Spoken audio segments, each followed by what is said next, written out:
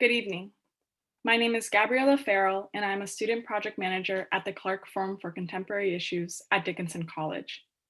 I would first like to take a moment to acknowledge that I'm living in Northern Maryland, a region that lies within the traditional territory of the Piscataway, the Massawomack, and the Manahoac, who inhabited and honored this land for centuries prior to the arrival of European settlers. I encourage everyone watching this evening's program to take a moment after our presentation to acknowledge the tribes whose traditional land you currently inhabit.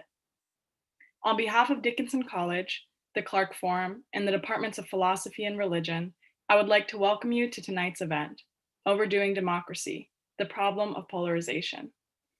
This program is part of the Clark Forum semester theme, Civic Engagement and the Liberal Arts. Many argue that democracies around the world are facing various challenges: loss of support for established parties, popularity of liberal politicians, and the growing influence of authoritarian power. Another significant challenge is political polarization. Increasingly, our identification with the political camp is a deciding factor in our political choices. However, polarization also manifests itself at every level of our society, within our families, our romantic relationships, in the workplace, in our neighborhoods, in our schools, our religious organizations, the list goes on and on. We have come to consider our political affiliations to be group identities, and those of opposing political affiliations to be extremist or even our enemies. Some consider this situation to be simply the manifestation of the well-known saying, "the personal is political." However, others warn that extreme polarization is a serious threat to the health of our democracy and our ability to perform as democratic citizens. Perhaps too much politics threatens the very survival of democracy. I've had my fair share of heated political arguments at the dinner table, over social media, and at family get-togethers. Some end with the old agree to disagree, some with tears and frustration, and others with the decision to block people from my life entirely. 2020 has been a year in which I have found myself engaged in many arguments that end with the latter, me blocking people from my life entirely. Increasingly, I find myself choosing to not even engage with those I deem as extremists. I'm aware of the dangers of polarization, yet I still participate in it. If the political is entirely personal to me, as I imagine it is to others, what is the solution? How can we combat the threat of polarization to our democracy when we feel so strongly about our views? I'm very excited for our speaker tonight, who I believe can provide some important insight into this issue. Robert B. Talisse is an internationally recognized theorist of democracy and the W. Alton Jones Professor of Philosophy at Vanderbilt University. He has lectured throughout the world on topics such as democracy, moral disagreement, political polarization, and the ethics of citizenship. In addition, he pursues research topics such as pragmatism, analytic philosophy, argumentation theory, and ancient philosophy. In addition to his book, Overdoing Democracy, Talisse has authored many academic books and more than 100 peer-reviewed articles. His current research is focused on democracy, polarization, public ignorance, and egalitarianism. Talisse also hosts the podcast, Why We Argue, and co-hosts the podcast, New Books in Philosophy. He is a former editor of the academic journal, Public Affairs Quarterly, and a regular contributor to the blog, Three Quarks Daily. There will be a question and answer session immediately following the program, so please type your questions into the live chat next to this YouTube video at any time. We now welcome our speaker, Robert Talisse, to begin his presentation. Thank you, Gabby, for that introduction, which is very generous. And thank you, people who are tuning in for this. I'm going to move very quickly. Thanks to the Clark Forum and to everyone at Dickinson College for hosting me. So I've got some slides that I'm going to project onto the screen. And as I say, I'm going to move very swiftly through a presentation so that we can get to some questions and discussion. But first things first, let me share my screen. Okay. So what you're looking at is on the right, the cover of the book Overdoing Democracy, which is subtitled Why We Must Put Politics in Its Place. And one of the central theses of that book is on the left side of the screen, which you might recognize as a kind of inversion of a fairly well-known edict from Jane Addams and John Dewey, two of the most important democratic thinkers in America of the 20th century. Addams and Dewey said the cure for democracy's ills is more democracy, meaning more robust and authentic democracy. The thesis of Overdoing Democracy, the book, is that the cure for democracy's ills, or at least some of those ills, is not more democracy, but less. Now, I recognize that in the week before a major election on which a lot hangs, one might think that my thesis, not more democracy, but less, is absurd and maybe even worse, offensive or off-putting. It certainly would strike the ear as some kind of reproach of democracy, or some kind of anti or contra-democratic thesis. Part of my task tonight is to try to convince you that that's not so. That is, the claim is not that we need less democracy because democracy is failed or flawed or no good. The claim rather is that in order to perform well at democracy, in order to achieve the aspiration of democracy, sometimes we need to do something else altogether. Making sense of that is the main agenda item for tonight. So let's get right to it then. We're going to move through these five points. First, I want to make sense of what too much democracy means. What do I mean by the claim that there could be too much democracy? From there, we'll have to say something about what we mean by democracy, what we're talking about when we're saying that there could be too much democracy. Then we want to talk about polarization. The claim of the talk is going to be that the reason why it's possible to have too much democracy is because democratic activity, otherwise laudable and creditable democratic activity, exposes us to certain cognitive and social forces that actually erode and eventually undermine our capacity to perform as democratic citizens well. And particularly, I want to separate out two different senses of what we're talking about when we use the term polarization, political polarization and belief polarization. And I really want to show that the problem with polarization has to do with the ways in which these two distinct phenomena interact. Finally, we'll turn to some prescription, and I might suggest something that'll strike you as surprising about what can be done about the problem of polarization. Okay, so let's then begin. You know, when we're talking about good things other than democracy, it's common to recognize that it's possible to have too much. That is, with respect to most other goods, we readily acknowledge that there's such a thing as having too much of them. Now, if you want an easy example of there being too much of a good thing, consider cheesecake.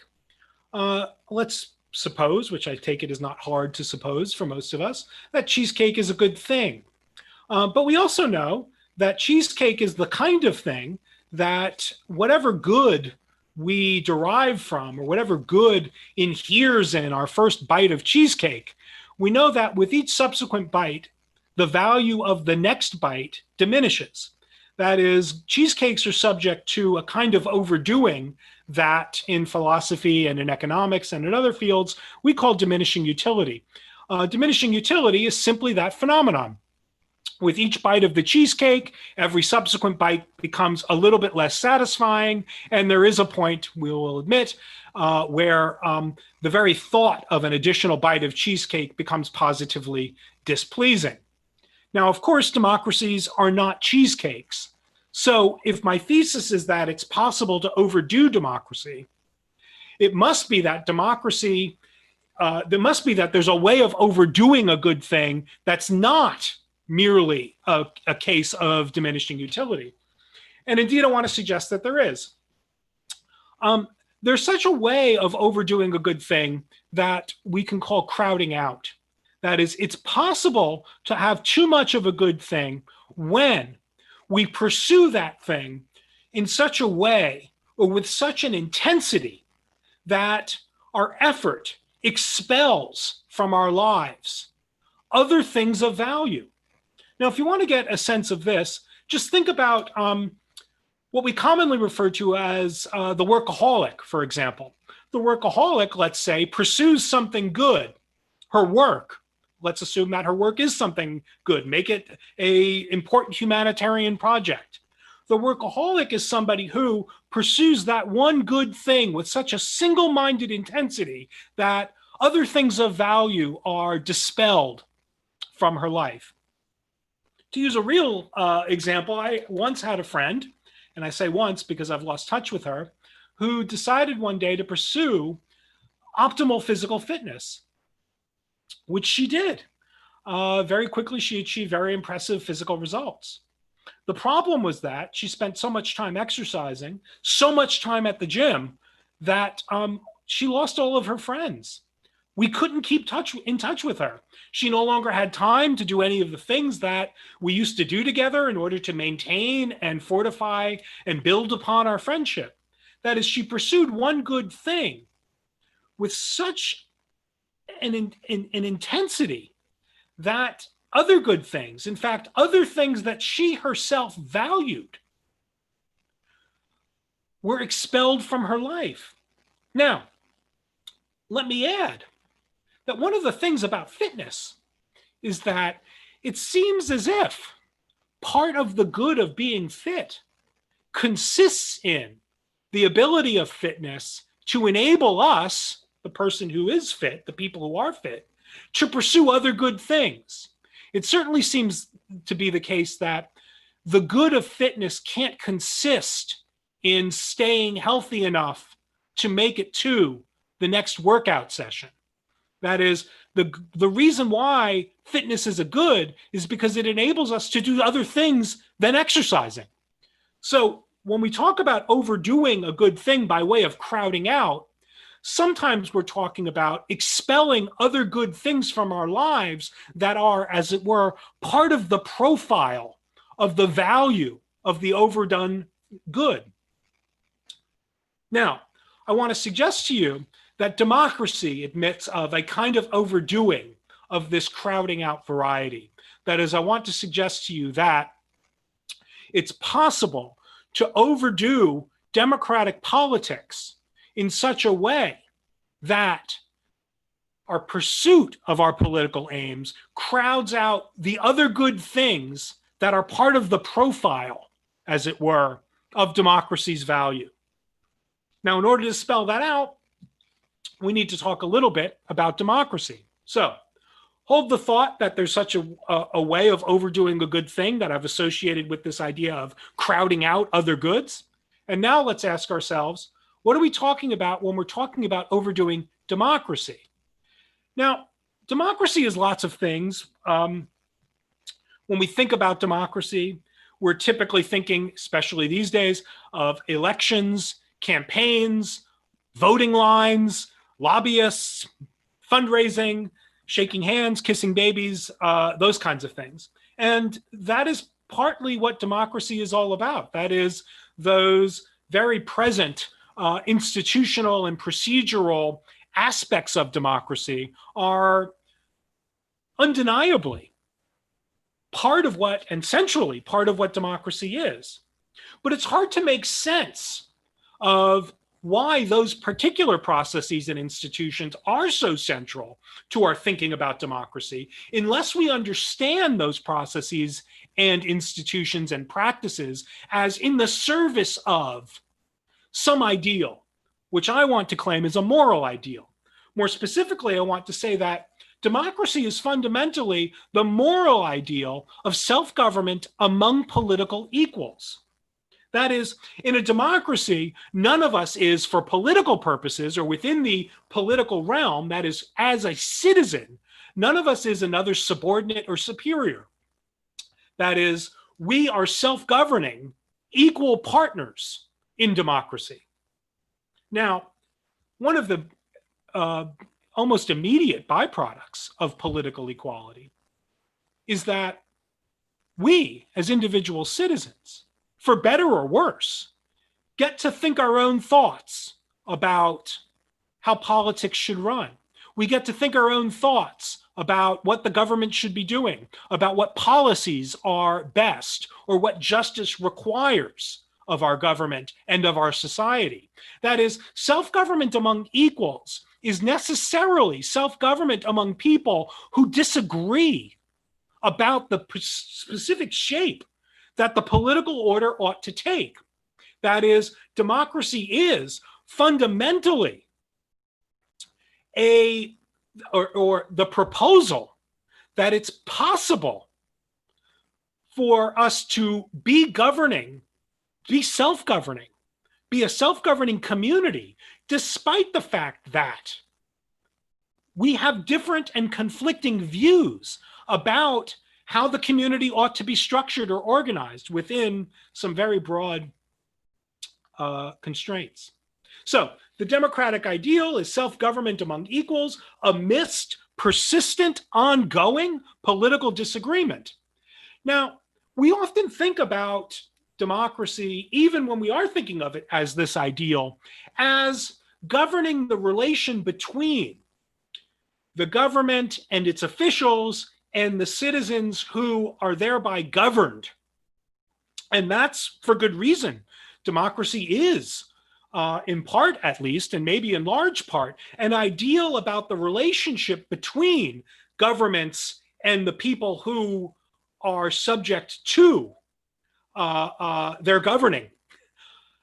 However, because democracy is the ideal of self-government among political equals, democracy is also the moral ideal that requires us to recognize one another's equality.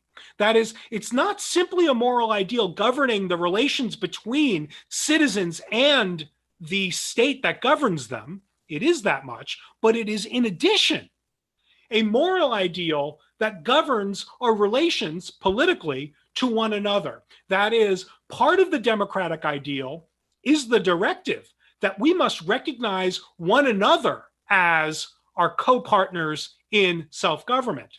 That is to say that democracy involves a kind of ethic of citizenship. It imposes on us certain kinds of moral requirements. It's not simply the case that the government doesn't get to treat us as subordinates, merely subjects of legislation. We are also self-governors. But what that means for one another is that we must recognize one another as equals. That is, we owe to one another a certain kind of regard that is reflective of one another's political equality. Now, we can talk during the Q&A about the details of that ethic. But what I want to suggest to you is that we could just capture it now in very broad strokes, using a term that one can find in Rousseau, among others, civic friendship.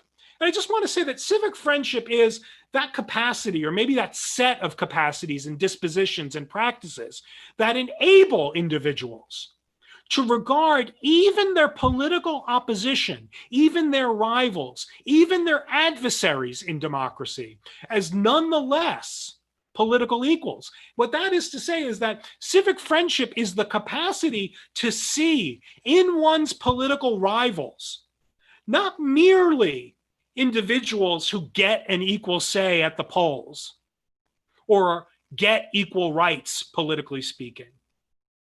Rather, civic friendship is the capacity to see in one's political rivals fellow citizens who are entitled to an equal say, who are entitled to equal political power.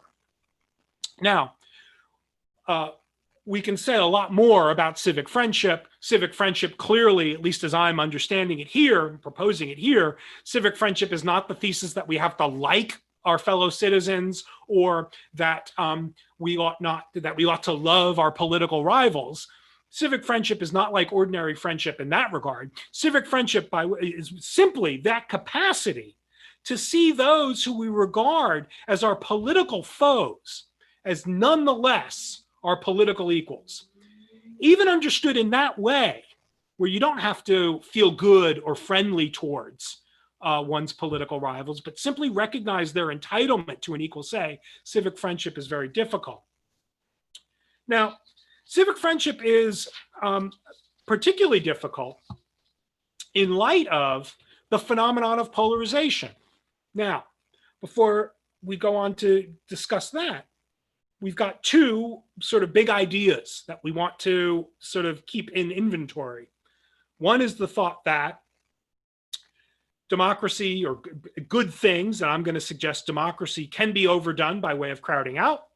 The second big idea is the idea that democracy involves certain kinds of moral requirements and imposes moral requirements on us as citizens, particularly the moral requirement to recognize our fellow citizens as our equals, even when we regard them also as political opponents. Okay, so polarization. Now, there's a lot of talk about polarization. In fact, if you were paying attention to the news today, you probably heard a former president give a speech, and that president, Barack Obama, often talks about polarization, and he's not the only one. It's not often discussed what polarization really means or what we're talking about when we're talking about polarization. Now, I want to suggest that there's one sense of the term polarization that's very common and obvious and lamentable. And that's what I'm calling here on the screen political polarization. And the graphic there, I think, should give you the idea, familiar enough, about what we're talking about. When we're talking about political polarization, we're talking about the intellectual, we might say ideological or doctrinal distance between opposed political groups. We might as well call them political parties. That is, political polarization is a condition where opposed political groups gather more centrally around one another, such that the middle ground and the common ground between them falls away, which leads to a condition where political opponents don't have any common ground to on the basis of which to cooperate, and sometimes they don't have any common ground even on the basis of which to productively communicate. Associated with political polarization is frustration, deadlock, log jams, a lot of resentment. When democracy is heavily beset by political polarization among its primary and major political groupings or units, like the Republican and Democratic parties, you get a lot of frustration because it makes governing very, very difficult. Remember, even in a democracy, politics is a matter largely, perhaps especially in a democracy, politics is largely a matter, governing is largely a matter of dirty hands. There's a lot of give and take and compromise and cooperation that's required in order to get anything done. When a democracy is beset by extreme forms of political polarization, compromise becomes more and more difficult, if not impossible. Now, there are lots of different ways to measure what I call the ideological difference or distance between political parties. That is, there are lots of different ways to construe what's fallen out of the middle in that graphic that we can talk about during the Q&A. And on different kinds of metrics, you get different assessments of the degree to which the United States is politically polarized. Now, but that's just one sense of what the term polarization means. And it's one kind or one phenomenon called polarization that's important from the point of view of democratic politics. But there's a different phenomenon that is also called polarization that is not a metric of the ideological or doctrinal distance between opposing political groups. There is a phenomenon called polarization that is, more strictly speaking, a cognitive phenomenon that occurs within a group that measures not the distance between it and its rivals, but measures the ideological shifts and pressures that occur within it. That's what we'll call belief polarization. In the literature, this is sometimes called group polarization. I think belief polarization is a slightly better term for reasons that I won't go into here. Belief polarization, as the slide suggests, is the phenomenon by which interaction among like-minded people turns each of those participants into more extreme versions of themselves. That is, when we interact only with, or even just primarily with, people who think just like us, with like-minded others, we become more extreme versions of ourselves. And we become more extreme, not only in the sense that we become more fervent and more confident in the things that we think. We become more extreme in that we come to embrace more extreme versions of our beliefs, of our commitments, of our ideas.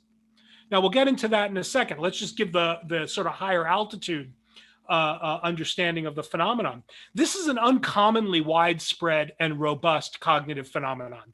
It's you might be familiar with the sort of more vernacular versions, like the yes man problem or groupthink. Belief polarization is a more refined and heavily documented version of those sort of idiomatic kinds of ideas that when you surround yourself with people who just tell you how great you are, you get an overinflated sense of how great you are. Belief polarization has been studied since the 1950s all around the world. It's been found to operate in groups of all kinds. It doesn't track any of the demographics that you think it might, and maybe even think it should. That is, belief polarization doesn't seem to vary significantly with levels of education. It doesn't vary significantly with geography. It's found in Paris. It's found in the United States. It's been studied in Asia. It doesn't seem to vary with economic class or religious belief or gender identification. It doesn't vary with any of the things upon which many other important non-vacuous or non-trivial social cognitive phenomena seem to vary with. Moreover, it applies in context without regard for the purpose with which the like-minded group has been assembled. That is, you find belief polarization in like-minded groups when they are gathered for the purpose of reaching an agreement, when they're gathered for the purpose of deciding on some collective activity or some collective action. You find it when they are gathered with the purpose of making a collective judgment about something or making a decision. But you also find it in cases in which the like-minded group doesn't have any explicit purpose for their assembly at all. You find it when they're just talking about the thing with respect to which they're like-minded. And there is no decision or judgment or consensus about anything to be reached. More importantly, it applies seemingly without significant variation when the like-minded group is like-minded with respect to factual beliefs, as well as when the like-minded group is like-minded with respect to what we might think of as evaluative and normative beliefs. Just to give one quick example, you find belief polarization among like-minded groups who all agree that, for example, Brad Pitt is especially attractive or handsome. The longer that group talks about the merits of Brad Pitt's face or personality or demeanor or whatever, the more attractive they all start assessing him as being. That's lightly evaluative. You find the phenomenon also with mock juries. When you get a jury that is in agreement, is like-minded with respect to the guilt of a particular person and are like-minded with respect to an assessment of the severity of that person's infraction, the longer they talk, the more punitive they want to be with respect to the punishment they're ready to suggest. And that goes in experiments that have to do particularly with punitive damage awards. If the jury is convinced that the person is guilty and that the infraction was serious, the longer they talk, the higher the damage award tends to be. In fact, if you ask a group before they start deliberating, how attractive is Brad Pitt? Or if this person is indeed guilty of this crime, how much should they pay in restitution? And you get a bunch of people, and some of them will say, oh, Brad Pitt's definitely an 8 out of 10, or the person should pay $800 if the person's found guilty. You get them talking after they've decided that the person is guilty. And the person who said that, or that Brad Pitt is attractive, the person who said that Brad Pitt is an 8 eventually starts assessing Brad Pitt as a 10. And the person who said that if the defendant is found guilty, he should be made to pay $800, will eventually edge up to and beyond $1,000. Now, those are both sort of evaluative, perhaps in different registers. But here's the other thing.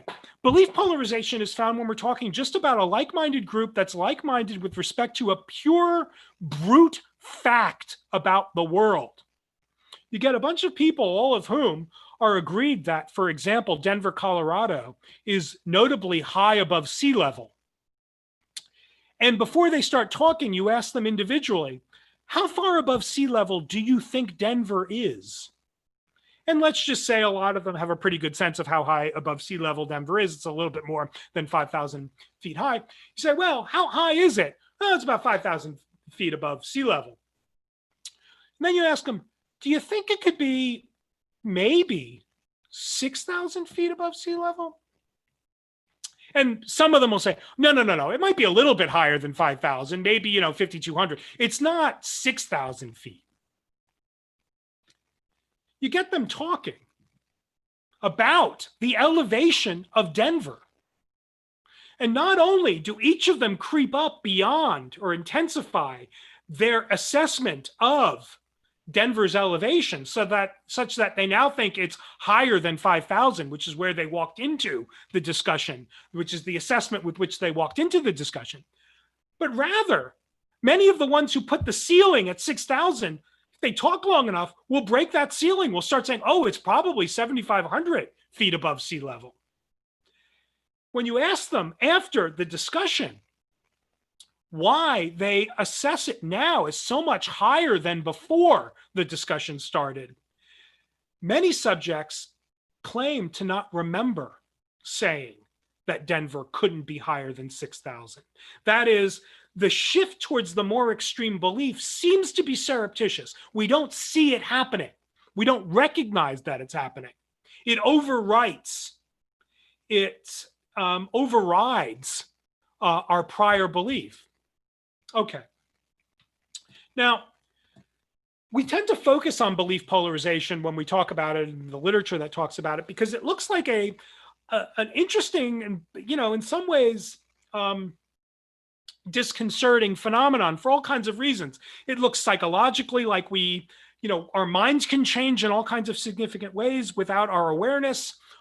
Philosophically, for those those philosophers who might be listening, it looks like we have far less epistemic control than it feels like we should have. That is, we can be shifted around in all kinds of ways without sort of even realizing it or recognizing it. It looks like it's really bad for all kinds of epistemic and other philosophical kinds of reasons.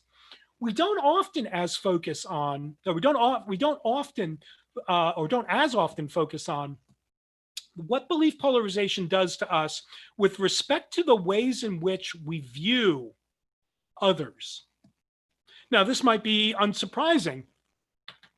As we shift into our more extreme selves, it appears to us that those who we perceive to be different from our group are the ones shifting.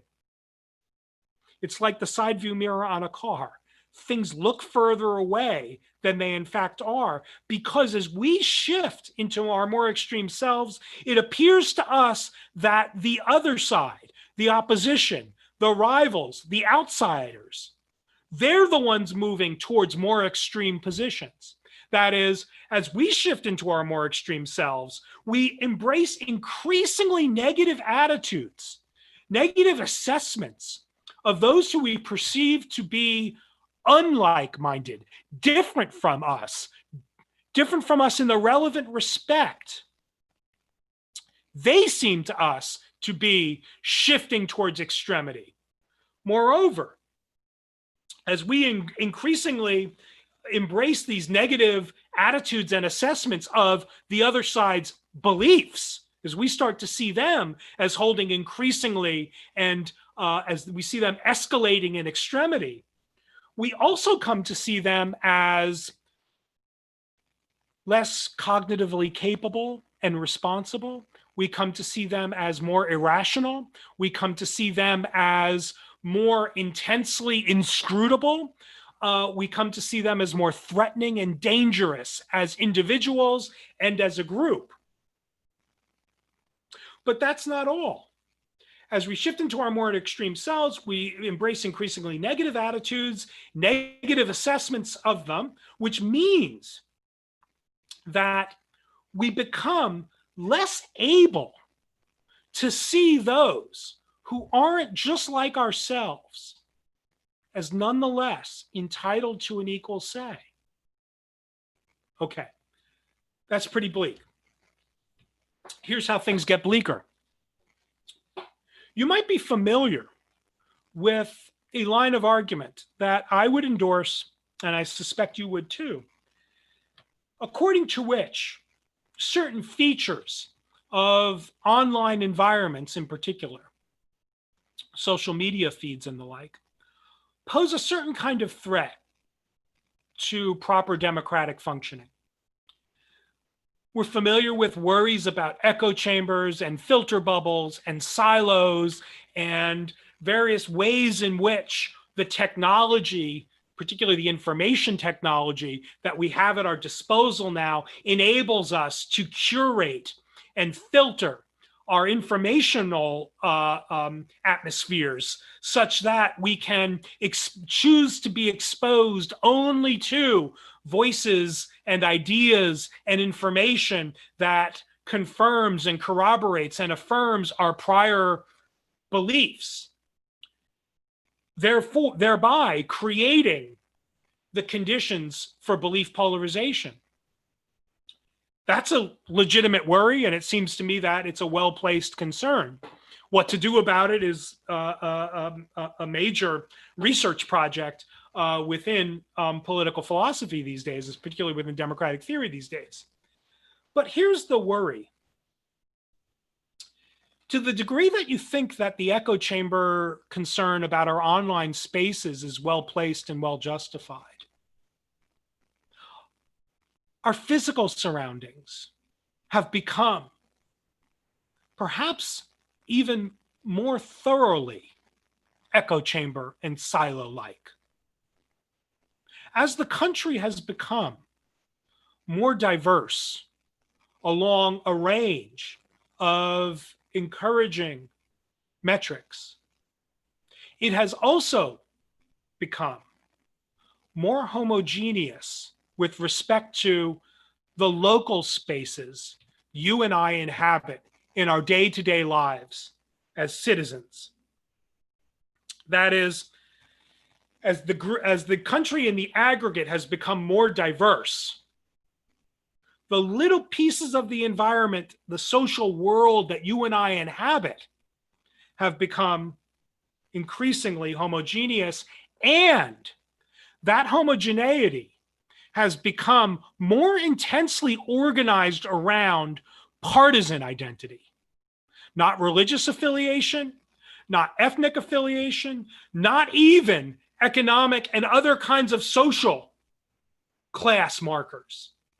Partisan affiliation, liberal and conservative, have become the major organizing forces around which our social worlds have become more and more homogeneous. This means that everyday activities have become such that engaging in them is more and more likely to put us into contact only with others who politically are just like ourselves.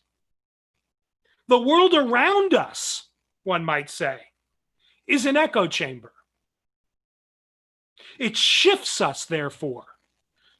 It exposes us, we might say, to belief polarization, therefore shifting us towards more extreme commitments, more extreme versions of our political partisan selves.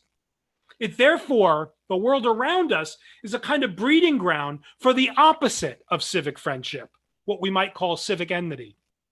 Now, here's how this plays out. Look at the screen.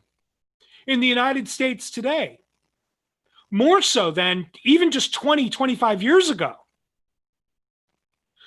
your physical environment is coded in ways that are sometimes hard to see, but not always hard to see, with signals and markers and expressions and calls to your political partisan loyalty, affiliation, and identity. Certainly the case with consumer choices. We know, right, who shops at Walmart and who shops at Target. If you shop at Target, the chances of the person behind you being a liberal voter or affiliating with a liberal political party are extremely high.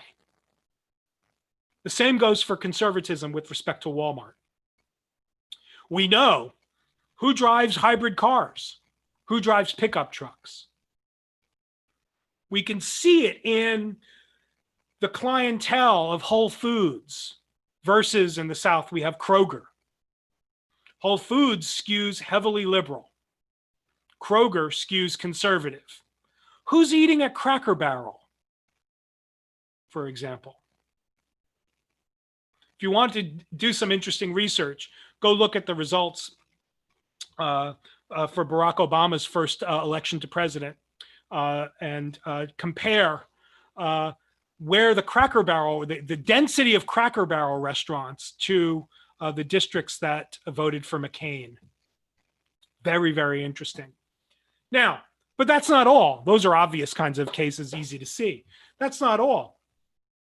If you're liberal, you're far more likely to spend your weekends in a local park or to visit a local park than if you're conservative. News sources, we already know this. That's obvious. And we could tell an explanatory story about why the news environment has become so heavily sorted according to partisan affiliation, because it's connected to the commercial interests of those networks. The most reliable indicator of online matchmaking is copartisanship, such that if you are an online dater and you want to maximize expressions of interest in you from potential dates, it's a really, really good strategy in your profile to remove anything that might suggest, even to a casual visitor to the dating site, your partisan affiliation. Right down to having an American flag in the background of a photo or wearing a lapel pin of a certain kind that suggests your liberal or conservative politics. I should say this, in the United States today, disapproval of cross-partisan marriage outstrips, is more intense than disapproval of interracial and interfaith marriages. That's changed in the last 20, 25 years. In Nashville, there's some research about different hot sauces. Liberals prefer a certain kind of hot sauce that conservatives dislike. Tote bags, the number of tote bags you own is positively correlated with how liberal your politics are. The number of clocks in your home and workspace positively correlate with how conservative your politics are. The number of maps in your home positively correlate with how liberal your politics are. These are all ways in which not only are our lifestyle choices, not only are the environments that we inhabit, the spaces we inhabit socially, organized around signals of our partisan allegiances.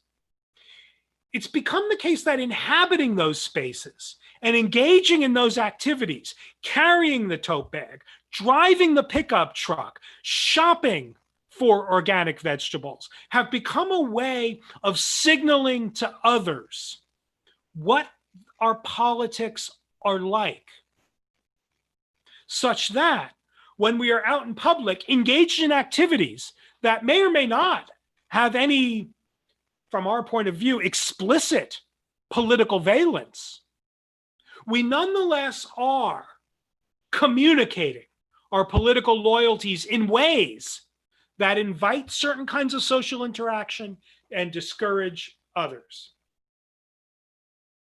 Now, we might think that polarization, belief polarization, is a weird kind of phenomenon. It looks like it's disconcerting and dangerous. We might think that political polarization is problematic, but maybe not entirely dysfunctional for a democratic society. What I want to suggest to you is that with the saturation of social spaces by signals and expressions of partisan affiliation, with that thrown into the mix, these two forms of polarization, belief polarization and political polarization, interact in a way that is dysfunctional for democracy. This is what I want to call the polarization dynamic. More specifically, belief polarization, as we have seen, creates the conditions under which those who are unlike ourselves appear to us to be intellectually disordered and deformed, irrational. Their views seem to us to be more and more extreme. They, as a group, the other side looks to us as a group to be monolithic. We lose the capacity when we are belief polarized to hear in the opposing side any degree of nuance or variation. That is, when we're belief polarized and we're liberal, conservatives appear to us to always be saying the same thing. The same goes for conservatives. Liberals look to them as a monolith that has no variation in the liberal view. This is why politicians are constantly talking about Republicans and Democrats as if, or liberals and conservatives, as if those weren't umbrella terms that capture variation in views. When we're in the grip of that cognitive phenomenon, we lose sight of, we become incapable of seeing any basis on which our political opponents should be regarded as our political equals. We lose the capacity to see those with whom we politically disagree as nonetheless entitled to an equal say. Why? The people with whom we disagree come to strike us as extremists who are threats to democracy as such. That's civic enmity. Civic enmity then produces the conditions under which we interact more and more only with people who are just like us. That creates more and more belief polarization. Now, where this gets interesting is that a heavily belief polarized democratic citizenry creates for campaign organizers, candidates, the major parties, very clear incentives about how to manage campaigns and how to govern. When the citizenry is heavily belief polarized, it pays for political agents, political handlers, political candidates, parties, office holders to punctuate their political divisions with the other side, to valorize intransigence, to demonize out party members, people who are opposite, who oppose the home party. That is, a heavily polarized citizenry is good news for campaign managers. It makes the selling of a candidate very, very easy. Because let's face it, the job of the major parties in the country, this is something also that's changed in the past 25, 30 years. The job of the major parties in the country have very little to do with actual governing. The job of the major parties is winning elections. They win elections more easily when, just like the people selling brands of toothpaste or peanut butter to us, when our political affiliation can be read off of other kinds of lifestyle preferences, that makes the selling of a candidate. Very easy. And as it turns out, not only is it the case that amongst a heavily belief polarized populace, our political preferences and commitments can easily be read off of and tied to other lifestyle choices. It turns out that what's sometimes called negative partisanship, that is, the animosity for the other side, which now in this country far outstrips any of the warm feelings we have for the people on our side. Turns out that it's very easy for campaign managers and candidates to motivate political behavior by means of tapping into animosity for political foes. That makes the job of winning an election a lot more easier than ordinarily it would be, because ordinarily a candidate might have to, produce a platform or state a policy or talk about what they're going to do in response to some problem that the country is facing. When the citizenry is heavily belief polarized, that incentivizes even politicians and parties and candidates to simply demonize the other side for not being effective at addressing whatever policy or challenge is facing the country. Okay, let's put some of the pieces together now. So we've seen that crowding out is a way of overdoing a good. We've seen that democracy involves the ideal of civic friendship, this ethic by which we are able to develop within ourselves the capacity to recognize our political opponents as nonetheless our equals. We've seen that belief polarization undermines civic friendship. It creates civic enmity. It makes our political opponents inscrutable and threatening to us. And we've seen that political saturation, the infiltration into the entirety of our social spaces, of expressions and signals of our partisan loyalties. These create new exposure points, new sites of exposure to belief polarization. That's what I want to suggest to you is overdoing democracy. When we allow the entirety of social life to be governed by, to be organized around, to be conditioned by partisan allegiances, we create the conditions under which our exposure to the cognitive forces that render us incapable of proper democratic citizenship, that exposure is enhanced, those forces are activated, and democracy becomes nothing more than a temporarily, I should say, cold civil war. So what can we do? Now, when we talk about polarization, when we hear politicians particularly talk about polarization, often the next sentence has to do with constructing bipartisan activities or initiatives, seeking to reach across the aisle, maybe even joining a softball team in which, conservatives and liberals or Republicans and Democrats, play on each other's teams. Now, I don't want to suggest that those are all terrible ideas. They might be perfectly good things to do. I do want to suggest that they cannot be adequate. They cannot be the solution. They cannot be sufficient to address the problem of the polarization dynamic. Why? Because every one of those activities keeps in place what strikes me as the fundamental problem of all of this. The fundamental problem is the centering of partisan identity, the keeping at the center of things our partisan loyalties, our political ambitions, our political affiliations.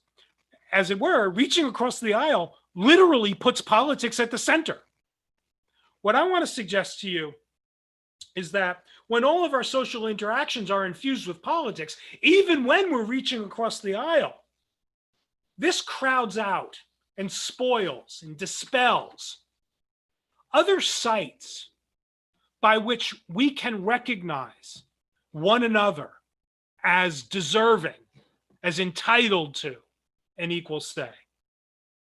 That is, in order to cultivate and sustain the capacities that I've called civic friendship, There need to be bases other than politics for cooperating, for interacting, for engaging in pro-social activities with others.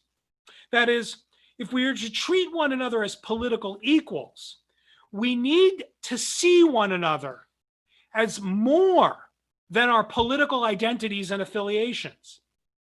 Paradoxically, perhaps, if democracy is to thrive, democratic citizens need to be able to see one another as more than citizens, as something in addition to citizens. So what I want to suggest to you is that the solution to overdoing democracy is desaturation, is to find things to do together, not where we are suppressing or bracketing our political differences. I'm not calling for cooperative activities where Republicans and Democrats recognize their political differences, but decide that they're going to set them aside for the purpose of playing a softball game. Again, you might do that, not opposed to that exactly. I'm saying that that kind of thing is not sufficient. What we need to do is find things to do together which are pro-social and cooperative, in which politics is not suppressed, but things in which politics simply have no place, where politics and partisan affiliation is beside the point of what we're doing. Now, I've given this talk enough in front of live audiences where I can actually read the room and things to know that many of you are very puzzled at the moment. That the very idea of a cooperative endeavor that we engage with others without any regard for their partisan affiliation, the very idea of a pro-social and cooperative endeavor that is not itself political in nature, strikes us as incomprehensible, maybe even as incoherent. What I want to suggest to you is that's a symptom of the problem. That's the polarization dynamic staring you in the face right now. The very idea that politics is everything and that everything is intrinsically and necessarily political is what the polarization does to us. It even constrains our imagination such that we can't even think of something to do with others where we don't understand the point of the activity to be in some way in the service of a political objective. Now, if the idea is strange to you, seems to you, if it seems to you curious at the least, if it seems to you incoherent at the worst, let me just ask you, what's democracy for? Remember my friend with her exercise regimen. What's fitness for? Remember we said, quite plausibly, I think, fitness isn't for the next workout. The point of fitness, what fitness is for, is to enable us to realize other kinds of good things in our lives. Rewarding experiences with our friends, building social connections to people, taking hikes, going to the movie. That's what fitness is in part at least good for, is helping us, enabling us to do other things than work out. Now, I want to suggest to you that what makes democracy so important, what makes democracy so precious, what makes it the kind of social good that it is that it promises to us a stable and relatively just social order in which we as individuals can live lives devoted to realizing valuable things and relationships that may or may not have anything to do with politics. Part of what democratic politics is for enabling people to live lives together devoted to collective ambitions and projects involving things like love and care and nurturing and support and creativity that might have nothing at all to do with democracy.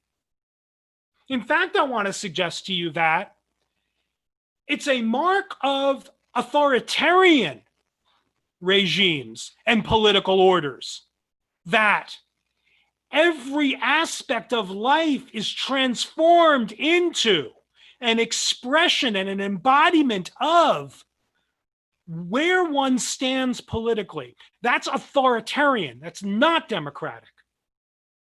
If we lose sight of what democracy's for, if we accept the idea that everything is politics, we set ourselves up to overdo democracy. That makes us not only less good at democratic citizenship, because it makes us less capable of realizing the ethics that is required of us as democratic citizens. We also lose sight of the point of the whole endeavor. So, as paradoxical as it might sound, if democracy is to flourish, and I think it's important that democracy does flourish, that we do what we can, that we do what's in our power to contribute to democracy's flourishing. But if democracy is to flourish, we sometimes have to do things together that are not political at all. That is, if democracy is to flourish, we sometimes need to do something else. Thank you.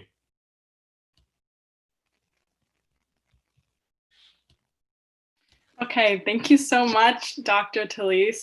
That was so insightful. I definitely learned so much. I'm sure all of our viewers did as well. So thank you. Thank you. So now it's time for our question and answer session. We will take as many questions as we have time for. And please remember, you can put your questions into the chat section next to the YouTube live video. So let's see. Our first question is, I think this is sort of related to when you were talking about the point when you were talking about like how this is great for campaigns and political parties, like the belief polarization. And it says, is this also profitable for social media and news industry? Yes, absolutely.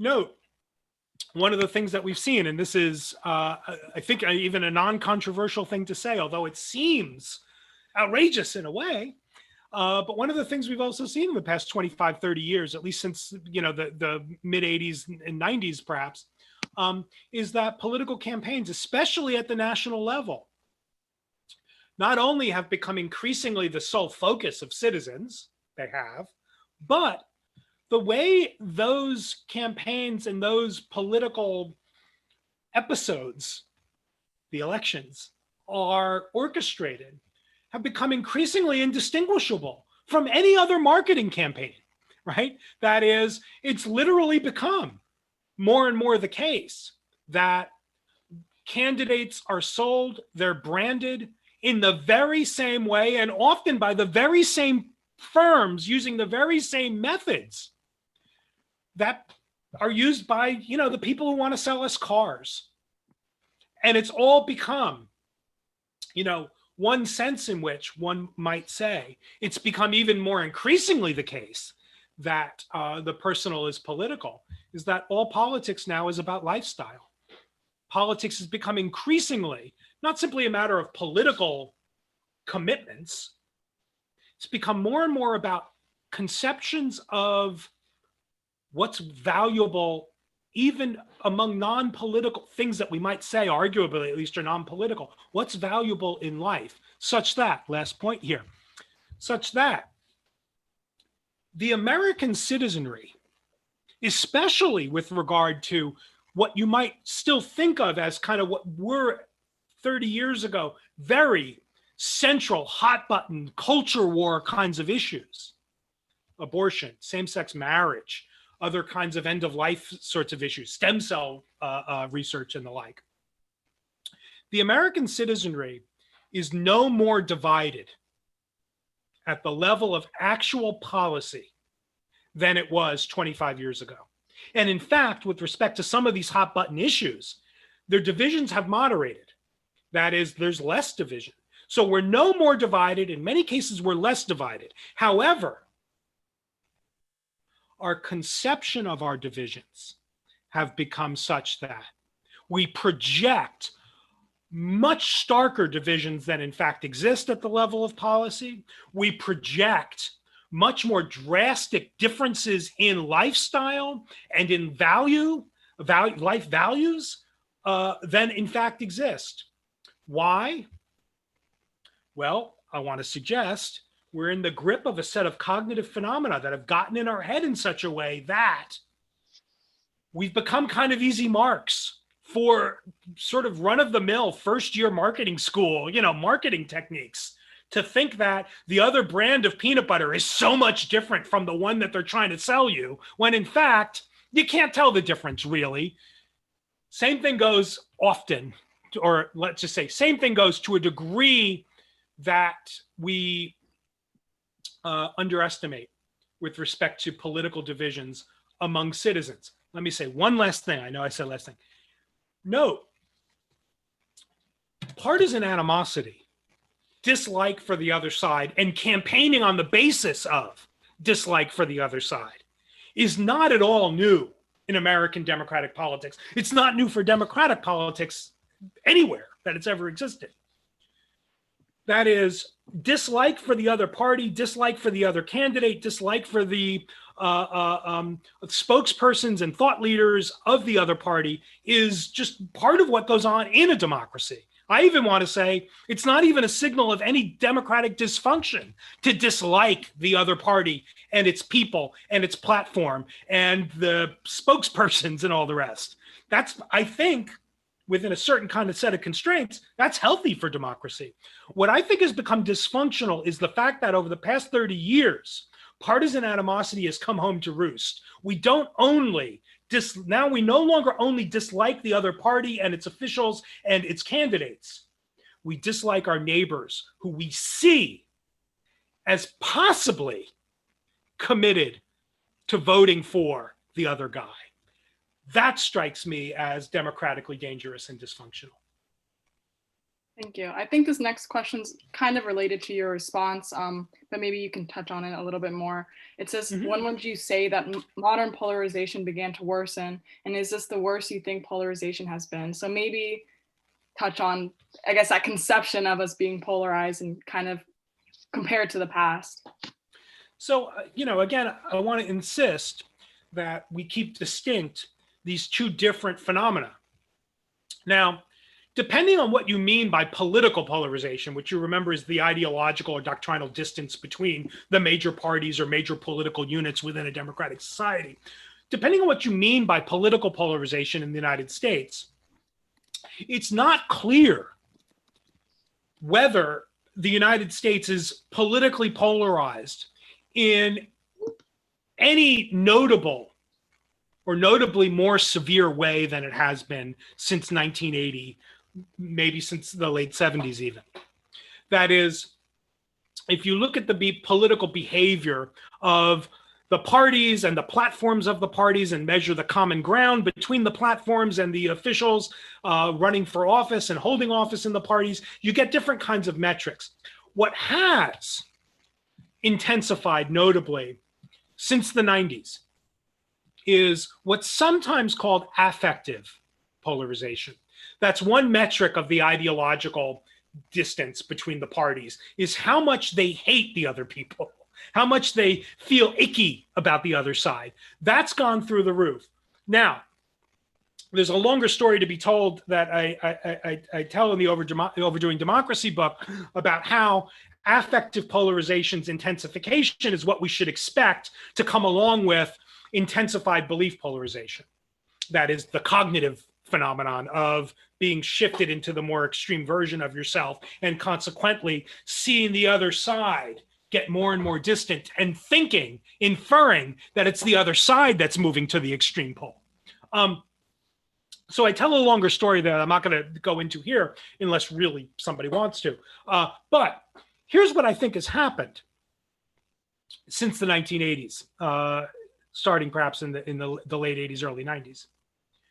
We as citizens, and in fact, in most modern democracies, citizens now enjoy a kind of latitude over their immediate environment that was unthinkable when I was a kid in the 70s, was unthinkable by our parents, or my parents maybe. The idea that we now are able, large numbers of us are now able to work from home. It was just something that just couldn't be thought. It was just that in the middle of Nashville, I have without leaving my house, I have a choice of 3 very good Ethiopian restaurants in Nashville, Tennessee, was just something that was just kind of not thinkable, even when I first moved to Nashville in the year 2001. So it looks as if, in part because of various sites of social mobility, in part because of the ways in which the particular technological advances have intensified and enhanced our ability to choose the conditions under which we live, we have gained a previously unthinkable degree of latitude over our lives. Sometimes this point is made simply with respect to our informational environments. And it's true there, right? You can now, right, design your information spaces about political news so that you only hear affirming news. You can do that. But it's not simply about news and information and sort of political information. It's also just our lifestyles are now more and more up to us, are now more and more shapeable in terms of our own views about what is valuable and what makes life good and what we like and what our preferences are. That, as one would expect, and I'm not even saying this is the lamentable fact, but as one would expect, given enhanced latitude over the conditions under which we live,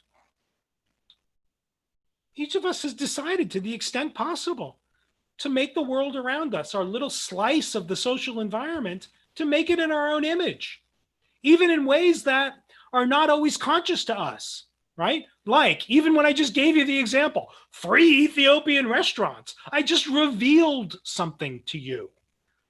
That tells you something about my politics, I should say, right? I don't know where the nearest Cracker Barrel restaurant is. Seriously, I don't know where it is. I'm sure there are Cracker Barrels around me. I don't know where they are. I can tell you the names of the 3 Ethiopian restaurants, though. Okay. We just made the world in our own, each of us has made our little slice of the social world in our own image. What has that done? It's created the conditions under which politics is saturated. Those aspects of our lives. People running campaigns see an opportunity in that. The name of the game in politics, remember, this is something for the political scientists who might be listening. We know, right? The name of the game, especially in national politics, especially today, especially the past 30 years in the United States, has nothing to do with changing anyone's mind.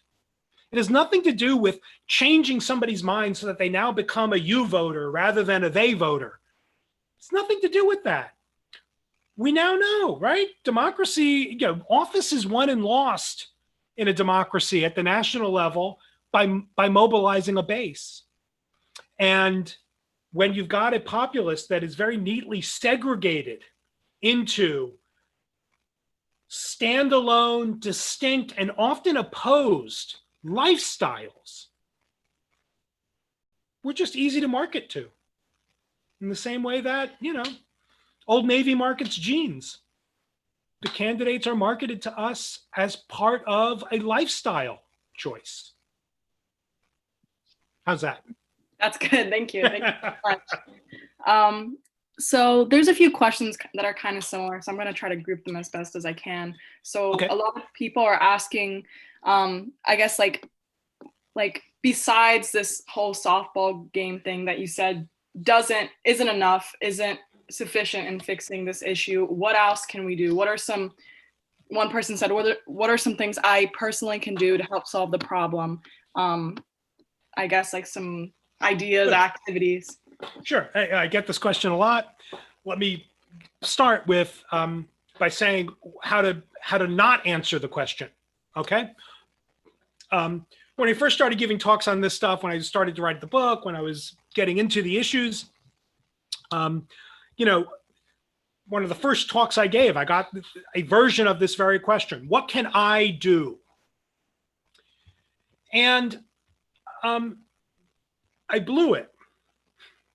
I gave an answer that was exactly the wrong kind of answer to give, given the philosophical diagnosis I laid out of the problem. So let me just tell you what the answer was. I had said, well, why don't you volunteer to pick up litter from the local park? The audience member, this was a non-academic audience, or it was mixed.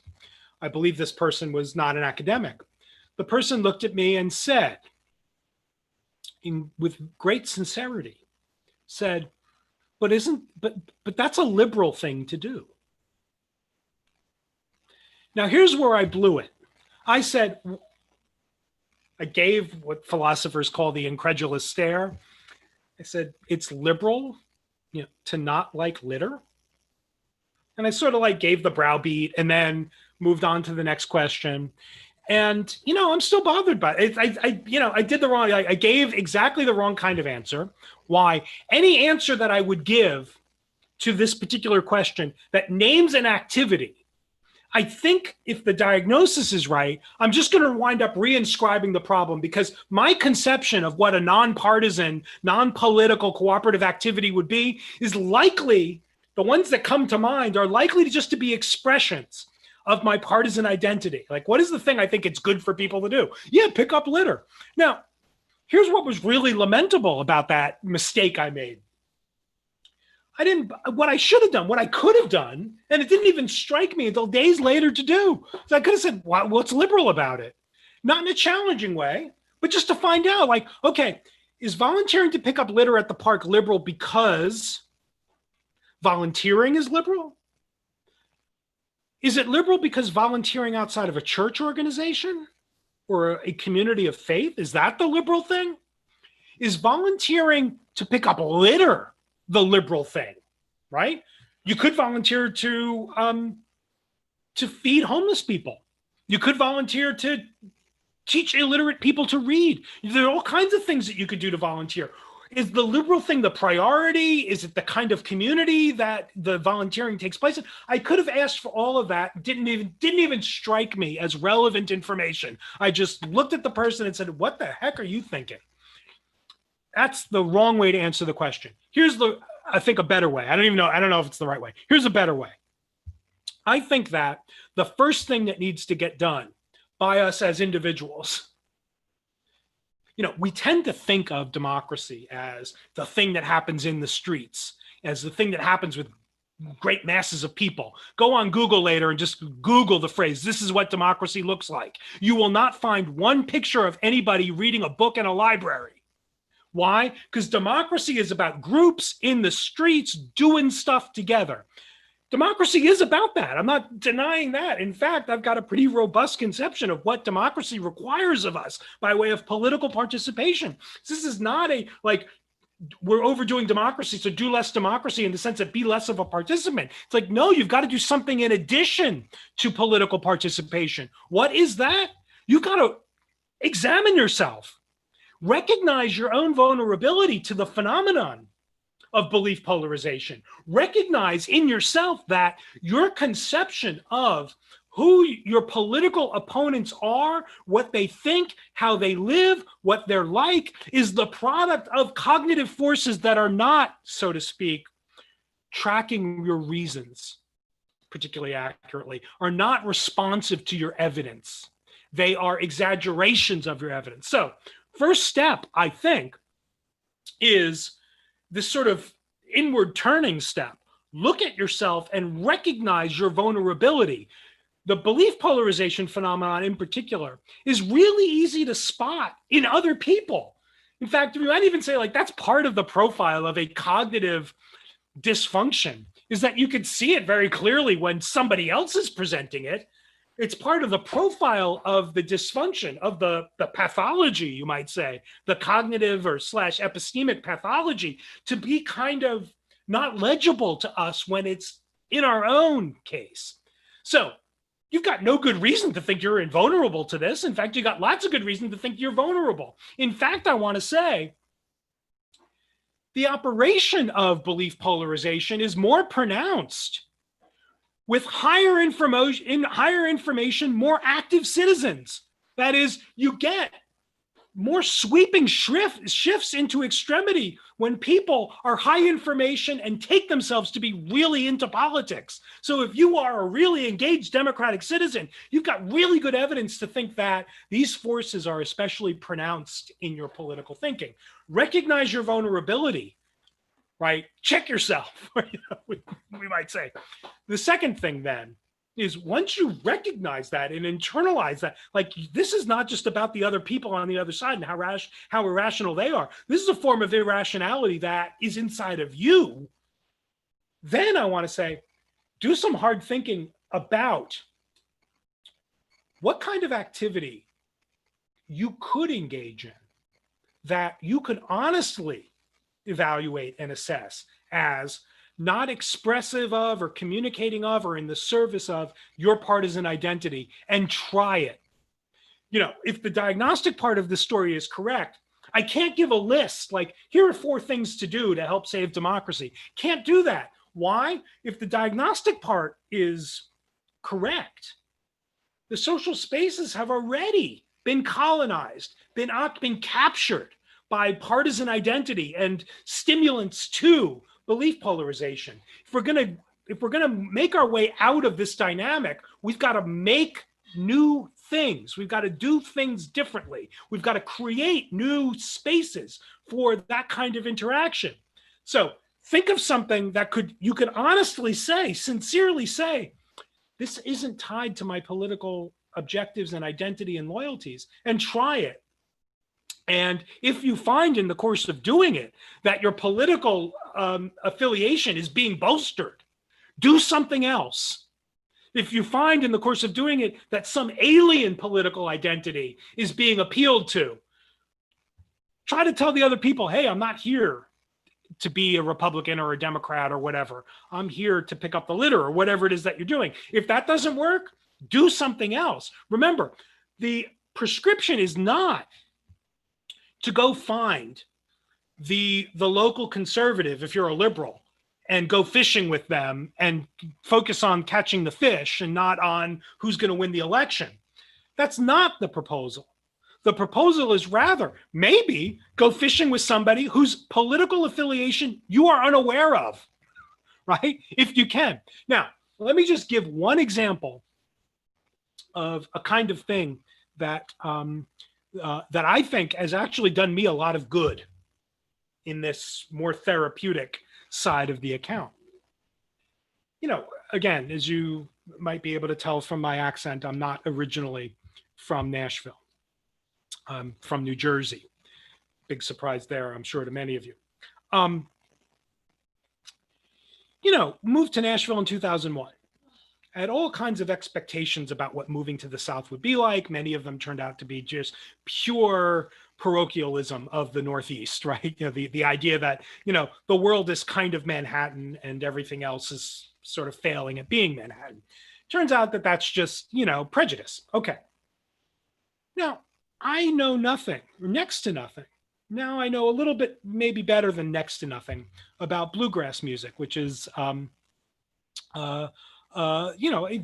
genre of music that is a Southern kind of thing, and there's not a whole lot of it. At least there wasn't a whole lot of it when I was growing up in New Jersey. Wasn't a lot of it up there. Came down here, it's kind of everywhere. What country music is a little bit different down here than what I thought it was when I lived up there. So on and so forth. There's a venue in Nashville that has open mic bluegrass nights that I sometimes go to. Now,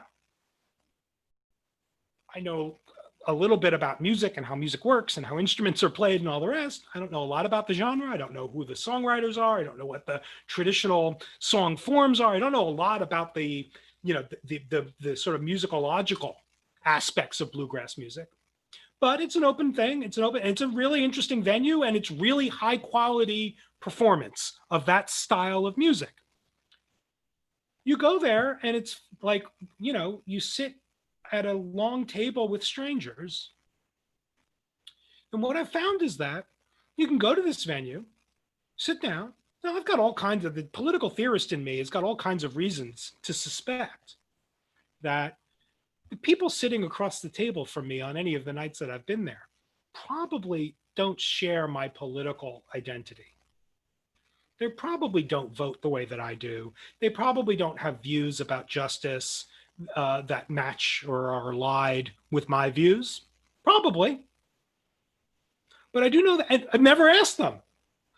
But I've talked at length with some of them about mandolin playing, about some of the standard repertoire for bluegrass musicians, about how songs get written, about how the famous bluegrass songs get written.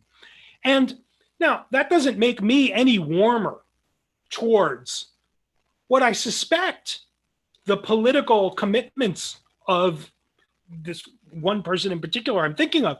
It doesn't make me any warmer to that person's political ideas. It doesn't sort of give me the kind of like, oh, who knows, that guy might be right kind of. No, I'm still saying, like, yeah, that guy thinks the things that I suspect he thinks. He's wrong about politics. And, you know, his political objectives need to be overcome electorally in democracy if we're going to make society better. I think all those things. But here's the thing I can't think. I can't think that that guy's an idiot.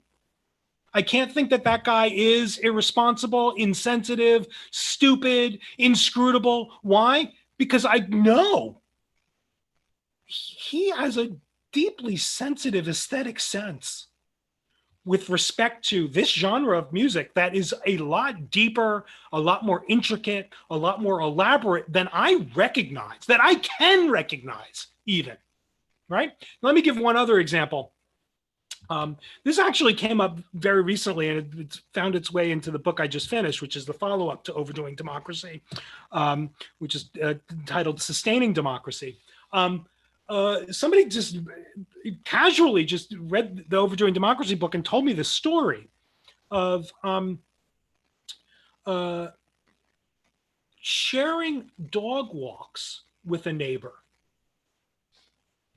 and building over the course of a long time a relationship on the basis of the dogs and the ways their dogs behave and what's going on with their dogs, and dog sitting each other's dogs when the other's on vacation, only later to find what the person suspected all along, but to find explicitly that this dog walking partner is a political opponent, for real, a political opponent. And she wrote to me, she just said, you know, eventually, after we shared this broad background about the dogs and the dog walking and gardening and all kinds of other sort of neighborly things about the neighborhood and all the rest, turns out that this guy, you know, is a Trump supporter and I'm a liberal. Turns out that that's the truth. We had a really sincere conversation about that that was made possible by the fact that there was some other basis for which, or on some other basis on which each party to that political difficult conversation could recognize that the other is not a depraved, broken human being. That's what needs to be recaptured.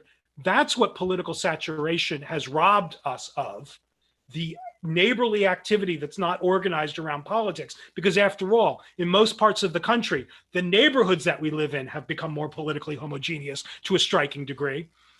That's what leads us to overdo democracy. And the opportunity for that kind of interaction, a political disagreement, a political conversation that is conducted against the backdrop of shared social stuff, let's say, of other kinds, that's been eroded in our society. How's that?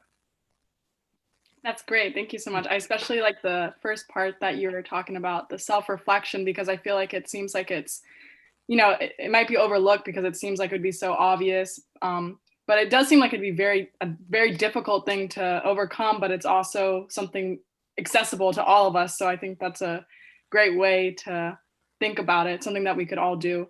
Can I just make one other point on that? Because I'm glad that you like that aspect of it. Just very quickly, you know, and this is in the new book, the Sustaining Democracy book. You know, as we were approaching the presidential election last time, I started because I'm in Nashville and people just talk to strangers in Nashville. They don't do that in New Jersey, by the way. It's something I had to get used to. But people just talk to one another casually, strangers. And as we were like roughly like where we are now back in 2016, people would just like turn to one another and say, could you believe what Hillary just said? Or did you hear what Donald Trump did? This kind of thing would happen. I just got sick of it because, it's my profession. And like, when I'm out and just, buying groceries or just walking around, I don't want to think about those things. I'm trying to stop thinking about them. So what I started doing around the lead up to election day in 2016 is I just started, when people say, could you believe what Hillary said? I started saying, yeah, I'm not sure what to think about that yet.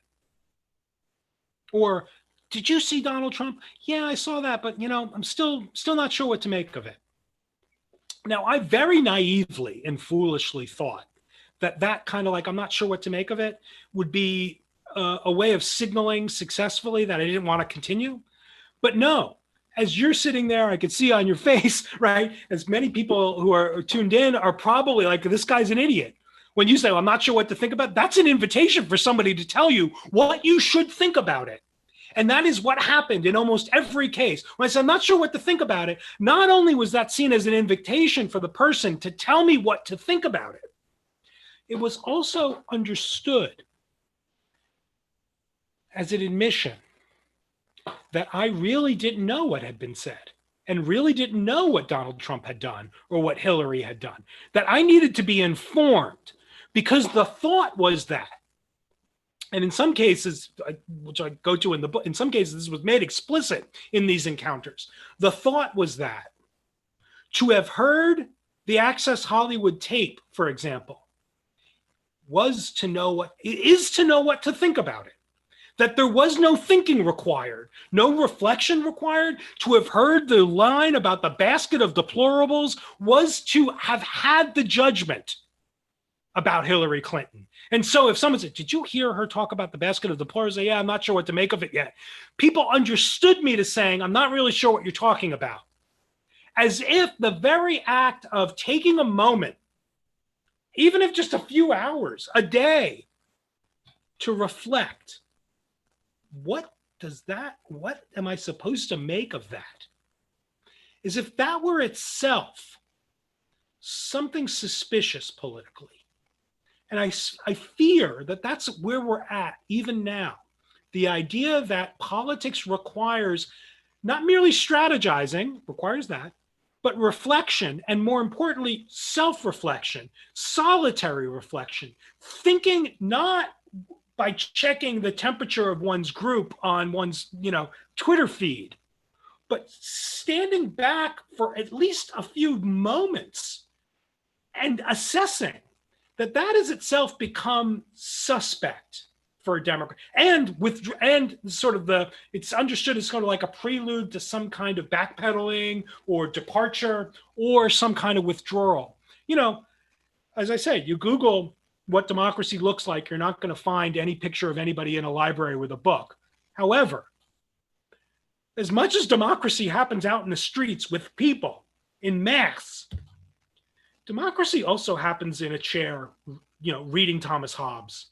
Democracy also happens when you're alone thinking about what's important, what's valuable, what the state should be like, what justice requires. That, solitude is vastly underrated in democratic theory. How's that? That's great. I love that response so much. We have so many awesome questions that I wish we had time to get to, but I know we have an interview together tomorrow, so I'm going to make sure I copy those down so we can address them. That interview will be posted on our new podcast on Apple and I think Spotify as well. So those who ask those questions, you'll be able to hear those answers as well. So great. Thank you so much for this awesome presentation. All your answers to all the questions, to all the people who sent in questions. I'm sorry we couldn't get to them all. We will try tomorrow. So yeah, that's all we have for our event today. It would have been awesome to have you in person, but like I said before, I'm happy and we're so lucky to have at least had this virtual event with you. Well, thank you so much. Thank you so much. And thank you everyone who was watching. Yeah, thanks for everybody. Yeah, thank you. Bye.